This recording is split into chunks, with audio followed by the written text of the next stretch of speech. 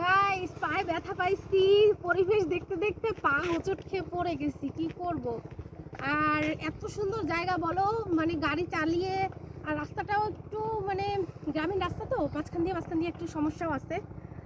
আর দেখো, আহারে লাউ গাছটা এরকম করে মরে গেল, কি জানি গোড়া কেটে ফেটে ফেলছে হয়তো। এত সুন্দর একটা মানে অনেক বেটে উঠছিল, কিন্তু লাউ গাছটা মরে গেছে। যাই হোক, এত সুন্দর জায়গায় আসলে সব কিছুই সুন্দর হয়। রোদের জায়গায় সব তরকারি ভালো হয়, মিষ্টি হয়। যাই হোক গাইস, খুব কষ্ট হয়ে গেছে। যারা ভিডিও দেখতেছো, এই শর্ট ভিডিও দেখতেছো, একটা লাইক না দিয়ে যেও না, কমেন্ট করো, ভালো লাগলে শেয়ার করো বেশি। এই তো দেখতে থাকো। দেখো গাইস, মিমু দেখাও তো, দেখো